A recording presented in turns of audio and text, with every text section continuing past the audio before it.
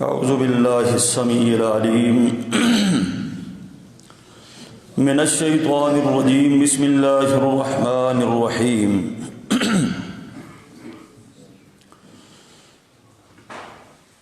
16واں سپارہ ہے جی سورہ کہف۔ بات یہاں تک پہنچی تھی موسیٰ علیہ السلام اور خضر علیہ السلام کی ملاقات۔ یہ باہر سے بھی اندر تشریف لیں بھائی جو باہر دور بیٹھے ہیں۔ یہ انہوں نے خضر علیہ السلام کی معیت اختیار کی جناب موسیٰ علیہ السلام نے ان کی اجازت کے ساتھ۔ تو آپ نے سنا کہ انہوں نے ایک کشتی کے اندر سفر اختیار کیا تو موسیٰ علیہ السلام نے اس کشتی کا پھٹا اکھیڑ دیا، جس پر موسیٰ علیہ السلام نے ناراضگی کا اظہار کیا۔ تو خضر علیہ السلام نے کہا میں نے آپ کو کہا نہیں تھا کہ آپ میرے ساتھ نہیں چل سکتے؟ کہا جی میری معذرت قبول کریں، آگے نہیں سوال کروں گا۔ آگے چلے تو ایک بچہ انہیں ملا، راستے میں کہیں کھیل رہا تھا بچوں کے ساتھ، تو فَقَتَلَهُ، خضر علیہ السلام نے پکڑ کے اس بچے کو قتل کر دیا۔ چھوٹا سا معصوم بچہ تھا۔ تو پھر وہ کہنے لگے، موسیٰ علیہ السلام جلالی طبیعت کے مالک تھے، بھائی یہ معصوم بچے کو تو نے قتل کر دیا، یہ کیا کیا؟ تو پھر خضر علیہ السلام نے کہا کہ میں نے آپ کو کہا نہیں تھا کہ آپ میرے ساتھ صبر نہیں کر سکتے؟ اچھا، موسیٰ علیہ السلام کہنے لگے اگر اس کے بعد میں نے بے صبری کا مظاہرہ کیا تو بھلے مجھے آپ جدا کر دینا۔ پھر وہ چلے، ایک بستی کے اندر پہنچے تو اب موسیٰ علیہ السلام کو بھوک بھی لگی ہوئی تھی کافی زیادہ۔ تو وہاں پر انہوں نے ان بستی والوں سے کھانا مانگا، بستی والوں نے کھانا دینے سے انکار کر دیا۔ تو وہاں پر دیکھا خضر علیہ السلام نے ایک دیوار تھی جو ٹیڑھی ہوئی تھی، تقریباً گرنے والی تھی اس طرح۔ تو جناب خضر علیہ السلام نے اس دیوار کو دھکا لگا کر سیدھا کر دیا۔ پھر موسیٰ بول اٹھے کہ دیکھیں جی انہوں نے ہمیں کھانا تک نہیں دیا، پانی تک نہیں دیا، اور آپ ان کی دیواریں سیدھی کرتے پھرتے ہو۔ اگر آپ چاہتے تو اس کے بدلے میں کوئی پانی کوئی کھانا آپ لے سکتے تھے۔ تو اس کے جواب میں خضر علیہ السلام نے کہا کہ ھذا فراق بینی و بینک سأنبئک بتاویل ما لم تستطع علیہ صبرا۔ یہ اب تیری میری جدائی کا وقت ہے کہ تو نے کہا تھا میں پھر نہیں پوچھوں گا، تو پھر بول اٹھا ہے آپ میرے ساتھ صبر نہیں کر سکتے، لہذا اب اپنے وعدے کے مطابق آپ جدا ہو جائیے۔ اور یہ تینوں باتوں کے پیچھے حکمت کیا تھی یہ میں آپ کو بتا دیتا ہوں۔ پہلی بات کہ کشتی کا پھٹا میں نے کیوں اکھیڑا، وہ اس لیے کہ وہ غریب آدمی کی کشتی تھی، اور جس ملک میں وہ جا رہی تھی وہاں کا وہ بادشاہ بڑا ظالم ہے، اور نئی چیزوں کو وہ غصب کر لیتا ہے، چھین لیتا ہے۔ تو جس چیز کے اندر نقص ہو تو وہ نہیں لیتا۔ تو میں نے کشتی کے اندر نقص ڈال دیا تاکہ غریب کی کشتی اس بادشاہ سے بچ سکے۔ اور دوسری بات، لڑکے کا قتل وہ میں نے اس لیے کیا کہ اس کے بچے کے جو دونوں ماں باپ ہیں وہ مؤمنین، وہ دونوں مومن ہیں، نیک ہیں، بچے کے والدین دونوں نیک ہیں، اور بعد میں ہو سکتا ہے کہ یہ بچہ بڑا ہو کر ان کے لیے سرکشی کا سبب نہ بنے، نافرمانی کا۔ تو ان کی نافرمانی یا ان کی آزمائش کے ڈر کی وجہ سے اس بچے کو میں نے قتل کر دیا۔ اور تیسری جو بات خرق عادت آپ نے دیکھی کہ میں نے دیوار کو سیدھا کیوں کر دیا، یہ دیوار کے نیچے دو یتیم بچوں کا خزانہ ہے، اور تیرے رب نے چاہا کہ یہ خزانہ محفوظ رہے۔ اگر دیوار گر جائے گی تو یہ خزانہ لوگ نکال لیں گے، ہے وہ یتیم بچوں کا ہے، اس لیے یہ میں نے دیوار کو سیدھا کر دیا ہے۔ اور یہ میں نے سب کچھ، یہ ساری باتیں میں نے جو کی ہیں، وما فعلتہ عن امری، میں نے اپنی طرف سے، اس میں میرا کوئی کمال نہیں ہے، میں نے اپنی طرف سے نہیں کیا یہ کام، یہ سارے کام میں نے اپنے رب کے حکم سے کیے ہیں۔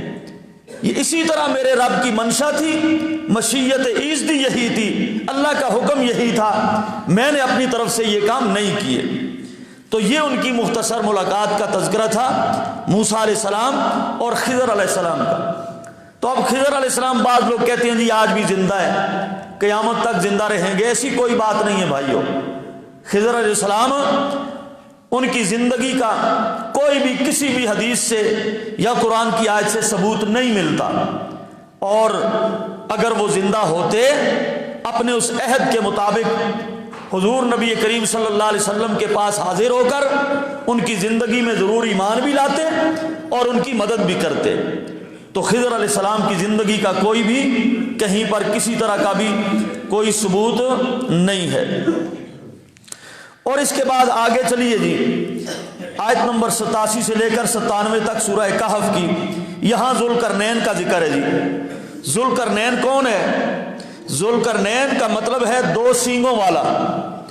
دو سینگوں والے سے مراد یہ ہے کہ یہ اتنا زبردست بادشاہ تھا ذوالقرنین کہ اس نے مشرق کے اوپر بھی قبضہ کیا اور اس نے مشرق کے اوپر بھی قبضہ کیا، اور یہ مشرق سے لے کر مغرب تک پوری روئے زمین کا حاکم ٹھہرا، اور یہ نیک بادشاہ تھا، مومن آدمی تھا، اور مشرق اور مغرب کا فاتح تھا۔ بعضوں نے اس کو سکندر اعظم رومی کہا ہے، لیکن یہ بات ٹھیک نہیں ہے۔ سکندر اعظم رومی وہ اس طرح کا تقوی دار آدمی، نیک آدمی نہیں تھا۔ البتہ پچھلے پرانے ایران کے جو بادشاہ گزرے ہیں، ان کے بادشاہوں کے اندر ایک نام آتا ہے سائرس، وہ اس کا مستحق ہو سکتا ہے مفسرین کے نزدیک۔ یہ وہ بندہ تھا جو نیک تھا ایرانی، لیکن توحید پرست تھا، اس کا نام سائرس تھا۔ اس نے مشرق اور مغرب کو فتح کیا اور وہاں پر حکومت کی اور اللہ کی توحید کے جھنڈے گاڑ دیے۔ اور یہ چلتے چلتے ایک مقام پر شمال کے علاقوں میں پہنچا، تو وہاں پر کچھ لوگ ملے، تو انہوں نے کہا یا ذوالقرنین ان یاجوج و ماجوج مفسدون فی الارض، اے ذوالقرنین یہ جوج ماجوج ادھر سے آتے ہیں، ہمیں تنگ کرتے ہیں اور یہ فساد مچاتے ہیں، آپ ایسا کریں کہ ان کے سامنے کوئی دیوار، کوئی پردہ، کوئی رکاوٹ کھڑی کریں تاکہ ان سے ہم لوگ بچ سکیں۔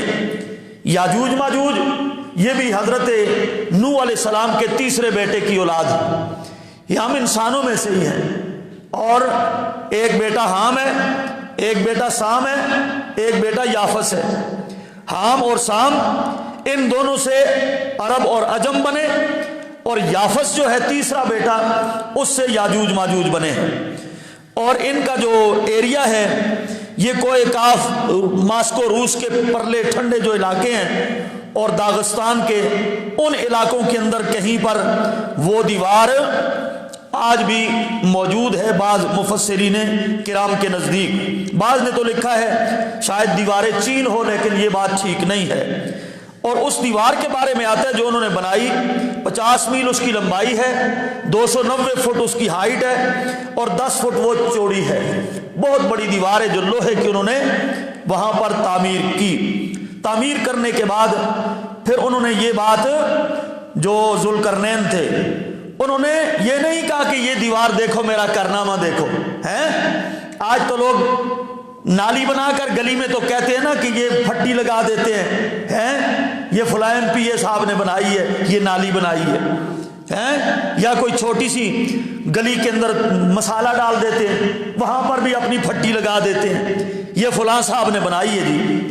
تو انہوں نے اتنا بڑا کارنامہ سر انجام دیا تو کہنے لگے ھذا رحمت من ربی، یہ ذوالقرنین کا کارنامہ نہیں ہے بلکہ یہ میرے رب کا خصوصی کرم ہے۔ یہ اعلیٰ ظرف لوگوں کی نشانی ہوتی ہے کہ جب وہ کوئی کمال کو پہنچتے ہیں نا، اپنے اس کمال کی نسبت اپنی طرف نہیں کرتے بلکہ اپنے اس کمال کی نسبت اپنے اللہ کی طرف کرتے ہیں، یہ مومنوں کی نشانی ہوتی ہے۔ انہوں نے کہا جی یہ میرا کارنامہ نہیں بلکہ یہ میرے رب کی رحمت اور اس کی مدد ہے۔ فَإِذَا جَاءَ وَعْدُ رَبِّي جَعَلَهُ دَكًّا، वकान वाद रब्बी हक्का। ये दीवार उस वक्त तक इसको कोई तोड़ नहीं सकता, गिरा नहीं सकता, जब तक कि मेरे रब का हुक्म ना आ जाए।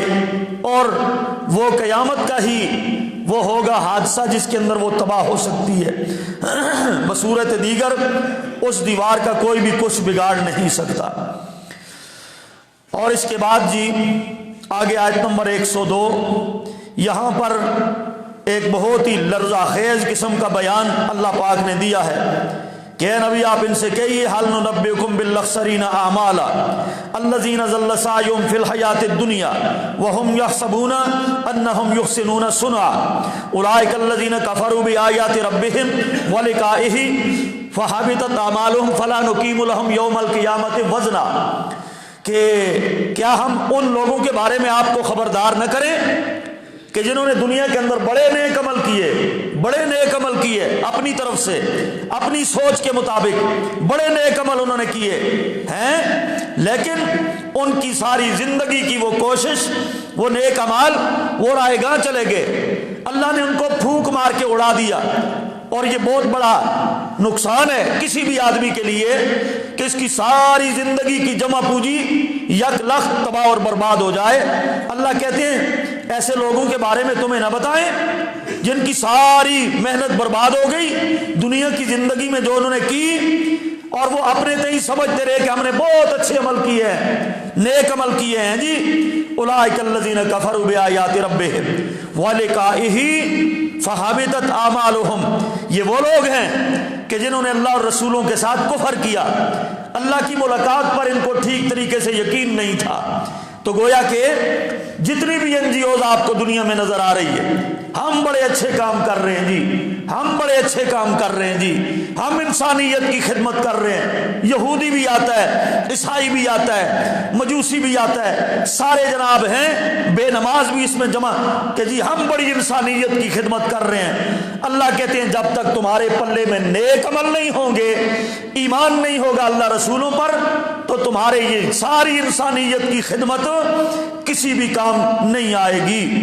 क्योंकि इन्नल्लज़ीना आमनू व आमिलुस्सालिहाति कानत लहुम जन्नातुल फिरदौस नुज़ुला। अल्लाह मेहमान नवाजी जन्नतुल फिरदौस में ईमान वालों की फरमाएगा। और आप लोग भी अगर चाहते हो कि फमन कान यरजू लिका रब्बिही फलयामल अमलन स्वालिहा, अल्लाह से मुलाकात चाहते हो तो तुम्हें चाहिए नेक अमल करना होंगे नबी की ऐन सुन्नत के मुताबिक। वलाश युशरिक बेइबादत रब्बिही अहदा, लेकिन सारी इबादत के अंदर नबी के साथ कोई शरीक, अल्लाह के साथ कोई शरीक नहीं होना चाहिए। अल्लाह की इबादत में किसी को शरीक नहीं करना, फिर तुम्हारी हमारी मुलाकात हो जाएगी। ये थी जी सूरह कहफ। और आगे जी शुरू होती है सूरह मरियम।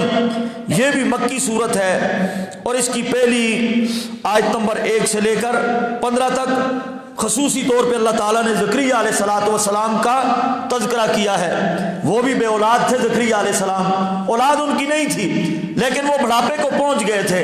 तो उन्होंने रब से दुआ की, रब्बि इन्नी वहनल अज़्मु मिन्नी वश्तअल रासु शैबा, अल्लाह मेरे बाल सफ़ेद हो गए और मेरा कोई वारिस नहीं है, मुझे तो कोई बेटा अता कर। तो खैर हज़रत ज़करिया अलैहिस्सलातु वस्सलाम को बेटा अल्लाह ने दिया, बेटा भी दिया और बेटे का नाम भी अल्लाह ने खुद रख दिया।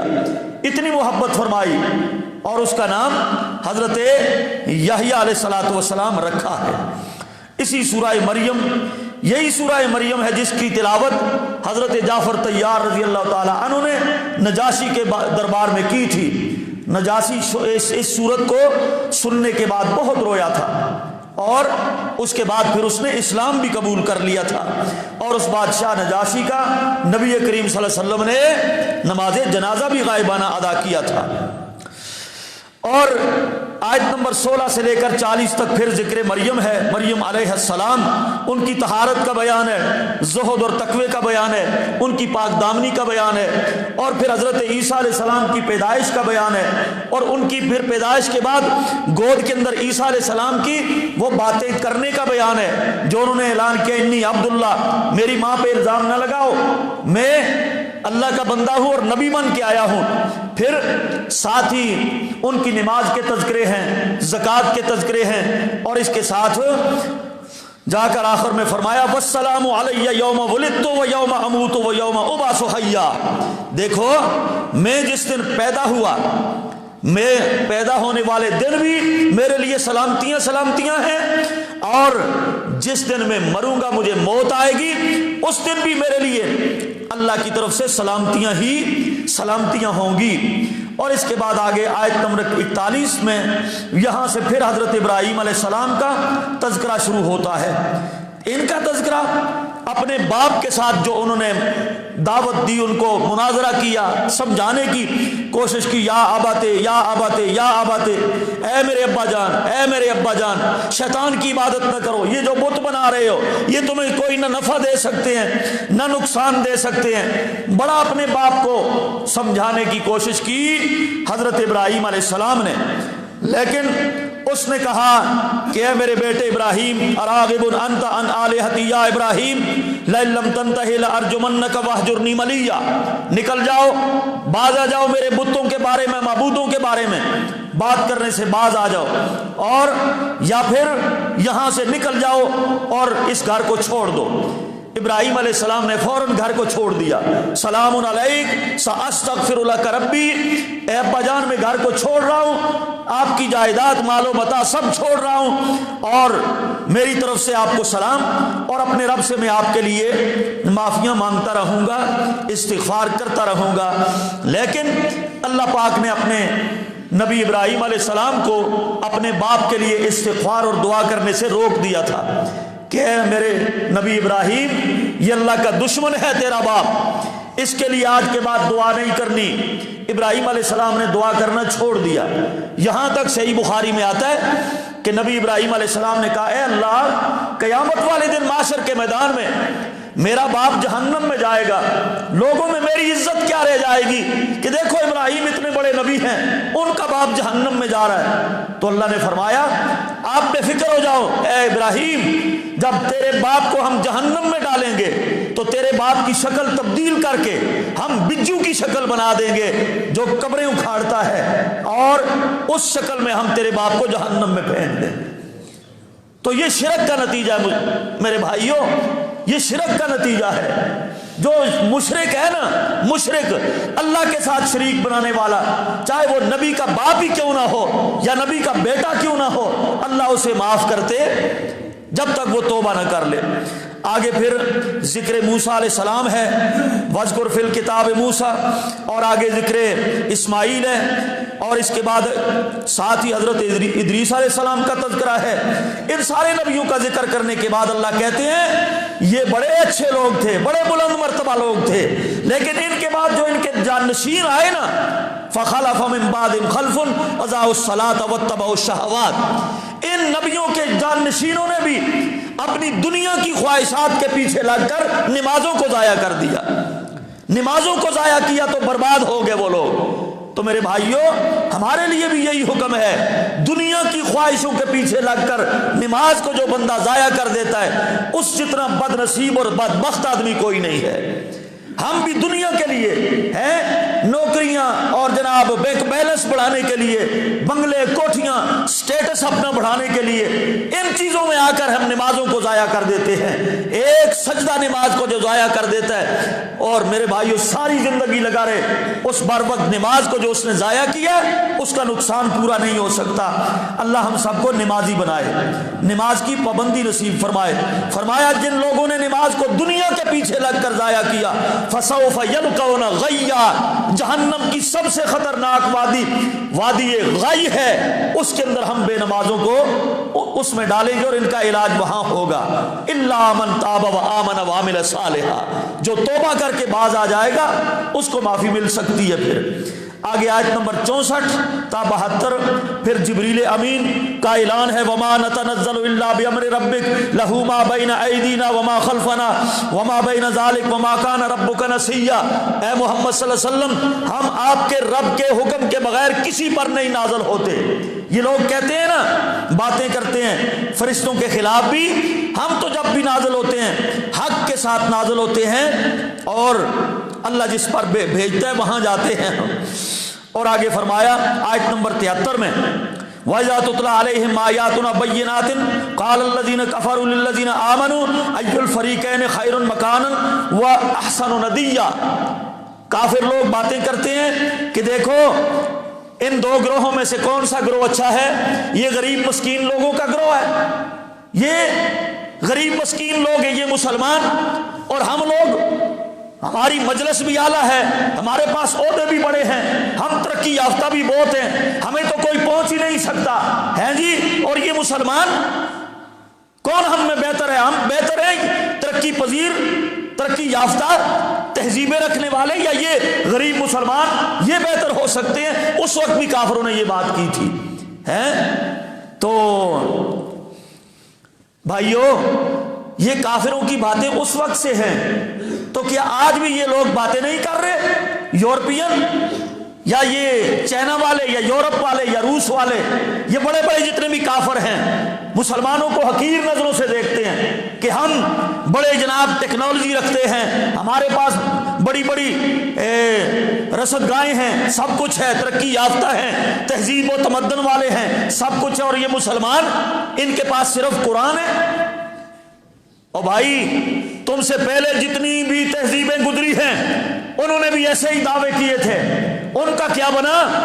تاریخ اٹھا کر دیکھو ان کا کیا بنا، یونانی تہذیب کا کیا بنا ہے، کیسر کا کیا بنا ہے، کسرا کا کیا بنا ہے، اہرام مصر تعمیر کرنے والوں کا کیا بنا ہے، ان کے تو آپ ان کو پہنچ ہی نہیں سکتے، اہرام مصر پر آج تک تمہاری تحقیق پوری نہیں ہو سکی، اس کو عجوبے میں شامل کیا، وہ بھی تو کوئی قوم تھی نا، اس کا کیا بنا ہے؟ اور اس کے بعد قریب دور میں دیکھ لو برطانیہ، جس کی حکومت پر سورج غروب نہیں ہوتا تھا ہے جی، اتنی بڑی حکومت تھی اس کی، لیکن اس کا کیا بنا ہے؟ اور مسلمانوں کے ہاتھوں، اور اسی طرح پھر روس، اس کا کیا بنا ہے؟ مسلمانوں کے ہاتھوں اور ایمان والوں کے ہاتھوں میں، اور اسی طرح امریکہ، اس کا کیا بنا ہے سمیت اس کے 40 ملکوں کا؟ اتنی تہذیب اور ٹیکنالوجی سب کچھ رکھنے کے باوجود تب تک میرے بھائیوں ان تہذیب، ان کا ٹیکنالوجی یا ان چیزوں کا ترقی یافتہ ہونے کا کوئی فائدہ نہیں جب تک دل کے اندر ایمان نہ ہو، اللہ رسول پر ایمان نہ ہو۔ وہ غریب لوگ چند طالبان ہیں نا افغانستان کے، تباہی پھیر کے چھوڑ دیے انہوں نے، اور یہ بڑی بڑی دعوے کرنے والے، اللہ کہتے ہیں کم اہلکنا قبلہم من قرن ہم احسن اساسا ورعیا، ہیں ساز و سامان کے اعتبار سے بڑے لوگ پہلے بھی تھے جو اعلان کیا کرتے تھے من اشد منا قوہ، ہم سے بڑا طاقتور زمانے میں دنیا میں کون ہو سکتا ہے؟ اللہ نے ان کو بھی تباہ و برباد کر دیا۔ تمہاری کیا حیثیت ہے اور تمہارے یہ مال و اسباب، ان چیزوں کی کیا حیثیت ہے جب تک تم لوگ ایمان نہ لے آؤ؟ سب سے بڑی دولت اور سب سے بڑی طاقت ایمان ہے اللہ پر اور رسولوں پر۔ اور اس کے بعد آیت نمبر 83 تا 98 پھر اللہ پاک نے یہی بات ارشاد فرمائی کہ تمہارا انجام نیک اعمال کے مطابق ہوگا محشر کے میدان میں، اور یہ جو ساز و سامان ہے اس کی کوئی وقت نہیں ہے، نہ یہ دنیا سے آپ لے جا سکتے ہیں، کچھ بھی اپنے ساتھ آپ نہیں لے جا سکتے، نہ یہ وہاں تمہارے کام آ سکتا ہے۔ اور اللہ فرماتے ہیں ہم ان کو وَنَسُوقُ الْمُجْرِمِينَ إِلَىٰ جَهَنَّمَ وِرْدًا، ہم ان کو جہنم کی طرف جمع کریں گے بھوکے اور پیاسے، اور ہم ان کو گن رہے ہیں، ہم ان کو شمار کر رہے ہیں۔ لَقَدْ أَحْصَاهُمْ وَعَدَّهُمْ عَدًّا كُلُّهُمْ آتِيهِ يَوْمَ الْقِيَامَةِ فَرْدًا، ایک ایک آدمی کو ہم نے گن رکھا ہے، جتنے بھی کافر ہیں پہلے گزر گئے ان کو بھی اللہ کہتے ہیں ہم نے گن رکھا ہے، اور جو آئندہ آ رہے ہیں یا جو موجود ہیں ہم نے سب کو شمار کر رکھا ہے، ہم سے کوئی بھی کافر چھپ سکتا۔ یہ جی مختصر سورہ مریم، اور آگے شروع ہوتی ہے اسی پارے میں سورہ طٰہٰ، یہ بھی مکی صورت ہے، اس کا نام پہلی آیت پر رکھا گیا ہے، اور صحیح حدیث کے اندر آتا ہے آدم علیہ السلام کی پیدائش سے 1000 سال پہلے، 1000 سال پہلے اللہ نے اس قرآن مجید سے یہ سورہ طٰہٰ نکالی اور سورہ یاسین نکالی، اور ان کو نکال کر اللہ نے ان دو سورتوں کی خود تلاوت فرمائی فرشتوں کے سامنے، خود اللہ پاک نے تلاوت کی ہے سورہ طٰہٰ کی اور سورہ یاسین کی، ان کی تلاوت کیا کرو۔ اللہ کو ان دونوں سورتوں کی تلاوت بڑی محبوب ہے، اللہ نے خود ان کی تلاوت فرمائی، اور فرشتوں نے کہا وہ امت بڑی ہی خوش نصیب ہوگی اے اللہ جن کو تو یہ دو صورتیں عطا فرمائے گا، سورہ یاسین اور سورہ طٰہٰ، ان کی تلاوت کیا کرو، یہ آخرت کے اندر بہت بڑے مرتبے کا، اجر کا، ثواب کا باعث بنے گی۔ اللہ سب کو توفیق عطا فرمائے۔ اور اس کی پہلی آیت سے 8 نمبر آیت تک اللہ پاک نے اپنے نبی کے ساتھ اظہار محبت کیا ہے۔ اے میرے نبی، ما انزلنا علیک القرآن لتشقی، ہم نے قرآن آپ کو مشکل میں ڈالنے کے لیے آپ پر نہیں اتارا۔ کافروں نے باتیں کی، ابو جہل اینڈ کمپنی نے، کہ نبی کو دیکھتے تھے نا رات کو کھڑے، اللہ کے نبی رات کو عبادت کیا کرتے تھے، قرآن کی تلاوت کیا کرتے تھے، کبھی صحن مکہ میں، کبھی اپنے گھر میں، کبھی دار ارقم میں، ساری رات کھڑے رہتے اور پاؤں مبارک سوج جاتے۔ تو اس وقت کافروں نے کہا کہ اے محمد صلی اللہ علیہ وسلم، تو آرام کرنے سے بھی گیا، اب تیرے رب نے تجھ کو مشقت میں ڈال دیا ہے اور تو ساری رات کھڑا رہتا ہے، ہم تو آرام کرتے ہیں، سو جاتے ہیں۔ تو ان کے جواب میں اللہ نے یہ آیت اتاری، ما انزلنا علیک القرآن لتشقی، اے نبی آپ ان کو بتائیے کہ ہم نے آپ کو قرآن اس لیے نہیں دیا کہ آپ مشقت میں پڑھیں، یہ تو نصیحت ہے ان لوگوں کے لیے جو اس کو پڑھ کر نصیحت حاصل کرنا چاہتے ہیں۔ اور اس کے بعد آگے آیت نمبر 9 تا 16 پھر موسیٰ علیہ السلام کا تذکرہ ہے۔ جب موسیٰ علیہ السلام بھاگ آئے تھے نا مصر سے اور بکریاں چراتے رہے وہاں پر، ایک آدمی کی، کچھ لوگوں نے حضرت شعیب لکھا ہے، کچھ لوگوں نے اس کو شعیب کے علاوہ کوئی آدمی لکھا ہے، بہرحال وہاں پر انہیں کچھ عرصہ 10 سال گزارے، وہاں سے جب واپس چلے نکاح بھی ہو گیا، شادی بھی ہو گئی، بیوی بھی ساتھ ہے، تو یہ راستے میں جا رہے ہیں تو وہاں اس وادی سے گزرے تو موسیٰ علیہ السلام کو اللہ پاک نے نبوت عطا فرمائی۔ یہ اس کا تذکرہ ہے آیت نمبر 9 سے لے کر 16 تک، اور پھر 17 سے لے کر 24 تک یہ پھر حضرت موسیٰ علیہ السلام کے معجزات کا ذکر ہے۔ اے موسیٰ تیرے ہاتھ میں کیا ہے؟ موسیٰ نے کہا یہ میری لاٹھی ہے، سوٹی ہے، اس سے میں ٹیک لگاتا ہوں اور جناب اس سے میں بکریوں کے پتے بھی جھاڑتا ہوں، اور بھی اللہ پاک نے اس لاٹھی کے اندر بھی معجزات رکھے، موسیٰ علیہ السلام کے ہاتھوں میں بھی معجزات رکھے۔ اور اللہ نے فرمایا جاؤ اذهب الى فرعون، اے موسیٰ اب جاؤ فرعون کے پاس، وہ بڑی سرکشی پہ اتر آیا ہے، اس کو سمجھاؤ۔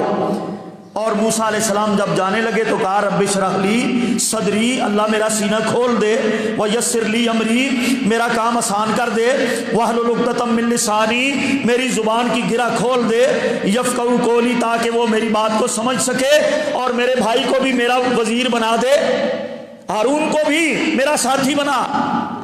پوری دنیا کائنات میں مفسرین لکھتے ہیں موسیٰ کا احسان ہے سب سے بڑھ کر دنیا کے اندر اپنے بھائی ہارون پر، کہ اللہ سے موسیٰ علیہ السلام نے نبوت لے کر اپنے بھائی ہارون کو دی ہے، موسیٰ کی سفارش پر ہارون کو بھی نبی بنایا گیا ہے۔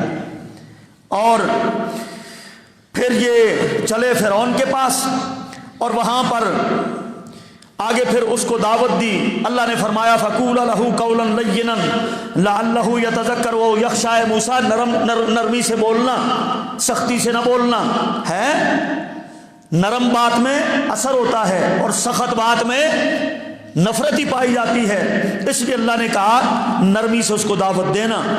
تو میرے بھائیوں اس کے اندر ہمارے لیے بھی جو دین کی دعوت کا کام کرتے ہیں ان کے لیے بھی سبق ہے کہ جب بھی بات کریں، کسی کو بھی دعوت دیں تو انتہائی نرمی سے، عاجزی سے، لجاجت سے دینی چاہیے۔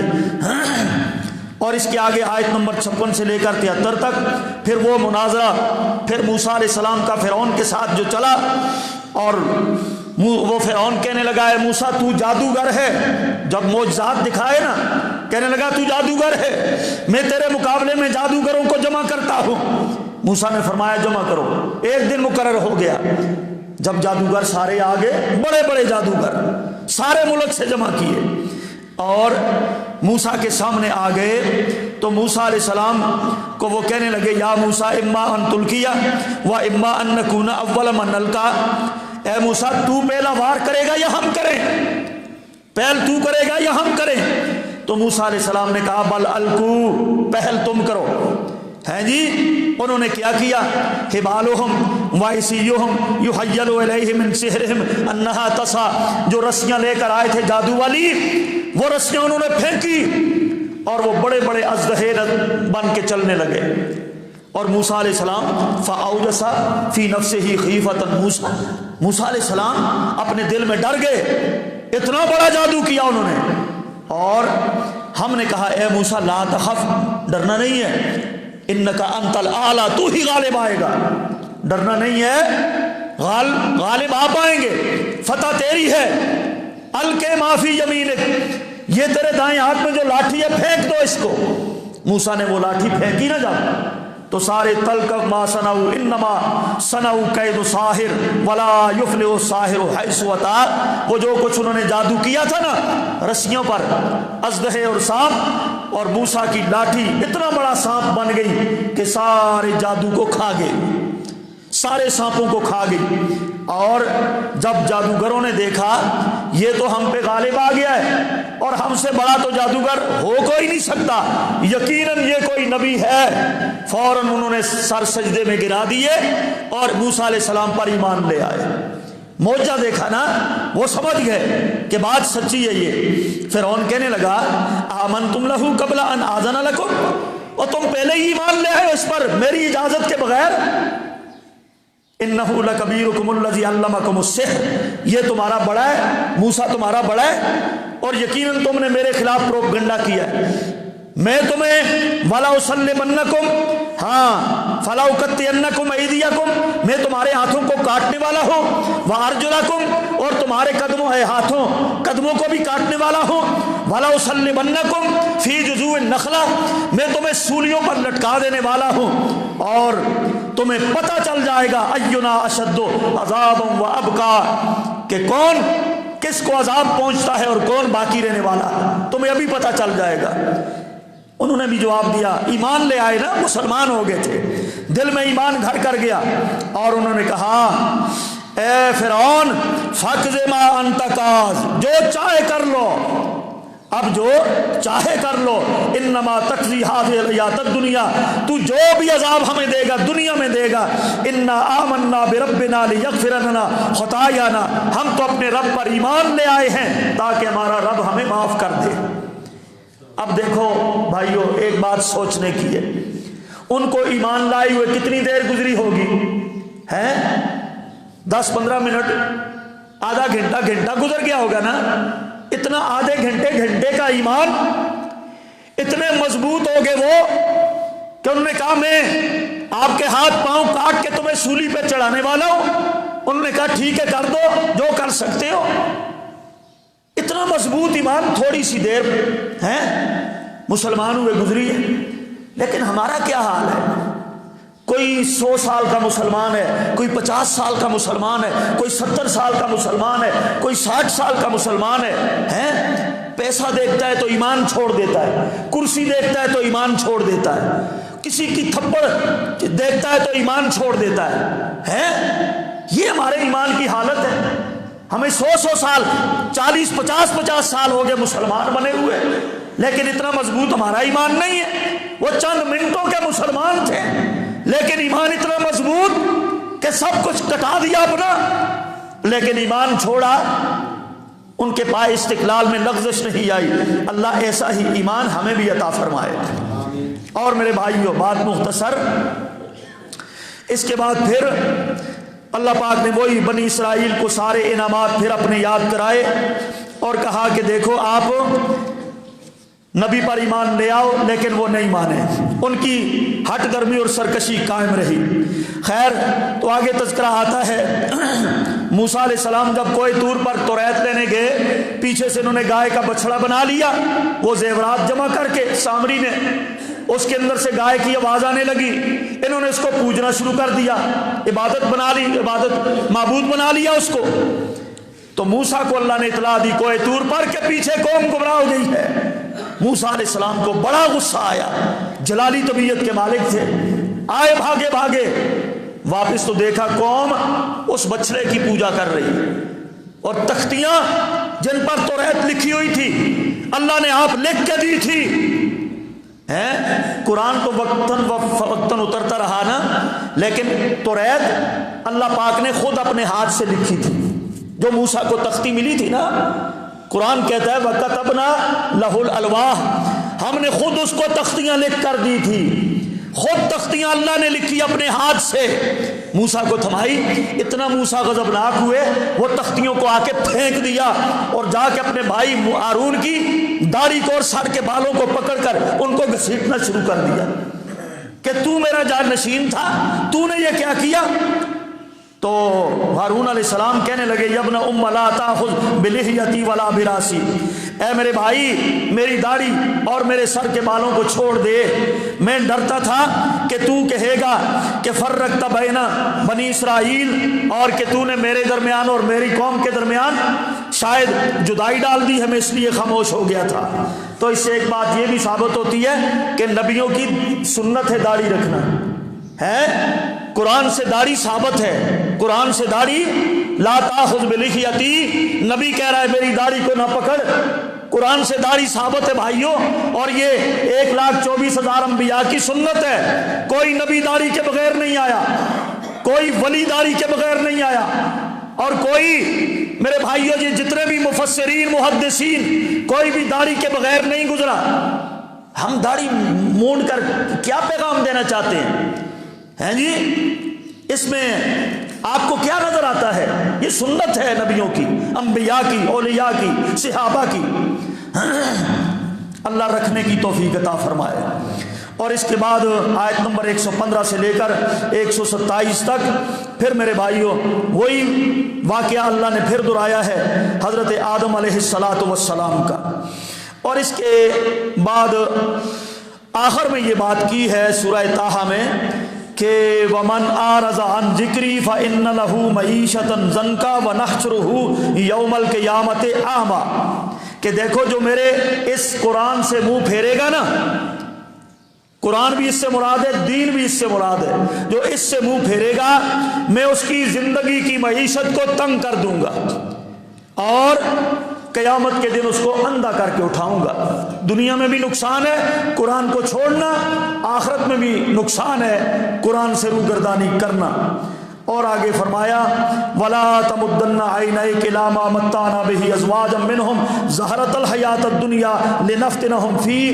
یہ دنیا کی چکا چوند کو اے نبی آپ نہ دیکھنا، یہ دنیا کی یہ چکا چوند مال و اسباب یہ سب کچھ اس کو آپ نہ دیکھنا اے نبی، یہ سب کچھ ہم نے ان کو اس لیے دیا ہے لِنَفْتِنَهُمْ فِيهِ، تاکہ ہم ان کو آزمائیں. وَرِزْقُ رَبِّكَ خَيْرٌ وَأَبْقَىٰ، اور جو تیرے رب کے پاس رزق ہے اس کو کبھی بھی فنا نہیں ہونا، اور وہ جنت کے اندر جو رزق ملے گا میرے بھائیوں وہ فانی نہیں ہے، وہ باقی رہنے والا ہے. اللہ تعالی ہمیں سمجھنے کی عمل کی توفیق عطا فرمائے. 16واں سپارہ یہاں پر مکمل ہوا.